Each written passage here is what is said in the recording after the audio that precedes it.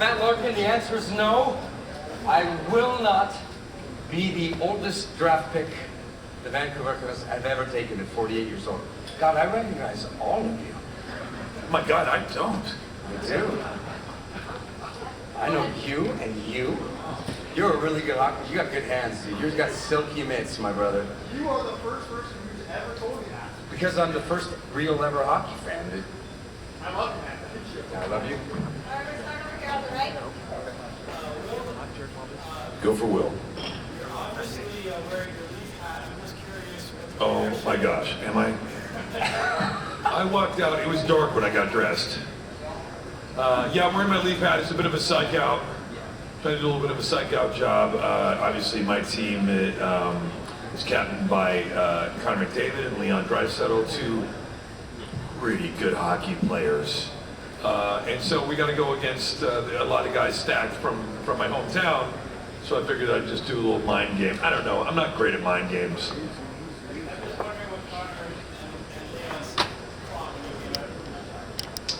They just have so much respect for me. I think that, you know, you can see it in their eyes. They didn't say it, they didn't show it, but I can see it deep in their eyes. I don't know what they thought. Right here on your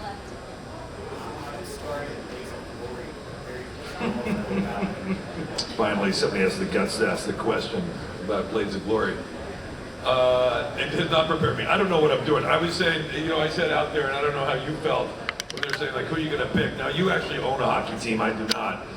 But I said that the last thing you want to do when you're putting the hockey team together is ask the actor for his advice. So I'm just trying to, like, help those guys make the best. And Blades of Glory, by the way, of all the skaters in Blades of Glory, of all the main actors, not the greats, I was the best. I can say that.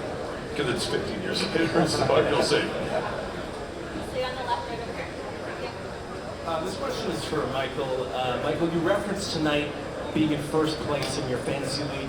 My sources tell me that might not be completely accurate, but I wanted to ask you, how do you use your fantasy knowledge tonight to strategize in the draft? I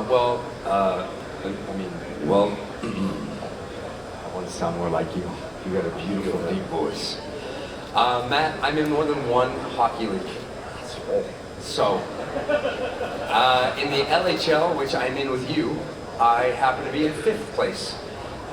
Even though I had no first overall pick, first pick even, I didn't have a first rounder, and I still did what I had to do because of my genius. Second, I am first place in the FHL, other hockey, fantasy hockey league. Third, my buddy told me this is just a microdose of mushrooms, and he was lying. So, I'll be honest, I thought I was in Blades of Glory for most of the time that I was out there, until it sort of settled down, and then I realized, holy shit, I'm at the NHL All-Star game. You know, it just occurs to me that through all the incredible songs that you've done over the years, and all the hearts of women you've won over around the world, with all that talk about fantasy hockey, you lost them all in one sentence.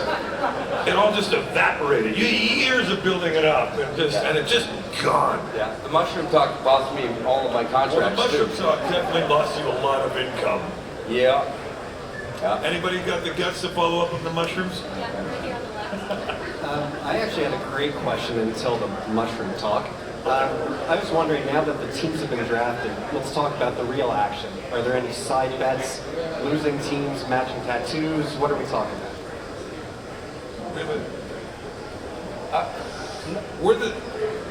No, don't say it, Will. Okay. This is real. Okay. So even though he was probably going to say we're just sort of figureheads, it's not true. We literally are the heart and soul of these teams.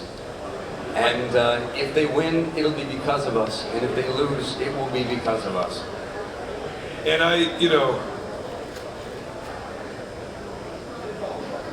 sorry. I'm not afraid to put it on the line. You know, I've mentored a lot of coaches, hockey, soccer. Jurgen Klopp called me last week asking for some advice over in Liverpool. And I just told him, stay strong. But this means a lot. This means a lot. Bragging rights in my hometown, for real. To answer your question, for real, bragging rights means a lot. And sure, if I win, I don't know if we're gonna get a tattoo or anything. I'm 53. Am I gonna rub it in Michael's face? Yeah. A lot. There were deals, but honestly, for us, I don't know about you guys, but there were deals made. We won't probably talk about them, but there were definitely times where you could watch us walking over to the other podium. I don't know if we did it with you, but We didn't do it, but there were deals. We talked even before. They talked about certain guys were like, "Hey, listen, we're thinking." It's probably much like it is in the league, right? You guys call it collusion. We call it working it out. I'm not saying that. I'm just quoting you. You guys are used to being on screen, in front of crowds and arenas, used to being around famous people. I'm curious, those hockey fans, like, what was it like for you to be up there with all these guys, and who did you want to meet? Who were you like, this is cool for me as a hockey? I'll let you. do you think listen, I know I make jokes and stuff, but I love the hockey players and stuff, but I was just excited to hang out with him, and I'm a big fan, and Don't get to know me. But we were like kids up there. You get to go up there and these guys are the best at what they do. And as a lifelong hockey fan, just to met some of the boys who played for Toronto before, but I've never met Connor McDavid before. I mean, this guy's a generational, like I said before, Leon Draisaitl, also a generational player. All these guys, those are the things. Yeah, you meet a lot of people, you meet a lot of other entertainers, but I get starstruck around athletes, and growing up in Toronto, I get starstruck around hockey players for sure. Yeah, it was cool. It was so, I mean, listen, I said it many times to my friends who asked, like we were talking about Maddie, this is like the childhood dream of any kid who loves hockey, You're out there with the guys that you watch and scream for, and it was, I called Tate, I didn't know Tate before. And I wanted to call her before we showed up, and nothing. It was fun to just kind of connect on that level and not be alone up there, and to have Justin there beside me. Well, it was nice to not feel like, because it's kind of scary being up there. Yeah, you're up there, you're in front of and this is one of those things, by the way. Like, I've been doing it a long time, and so people get used to it in your life. And I come and do this, and my phone is going crazy in my pocket as I'm on the ice, because all my buddies are like, they never text me about anything else I do. They wouldn't care less. They're like, "Oh, buddy, saw you on the draft. You're doing great," or whatever, I was getting upset because all of my texts, it was people that know me and love, and they kept saying to me, congratulations on being chosen to go to the All-Star game.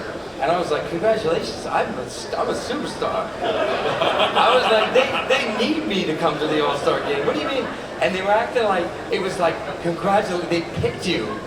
I was very upset about it. By the way, let me just say, congratulations.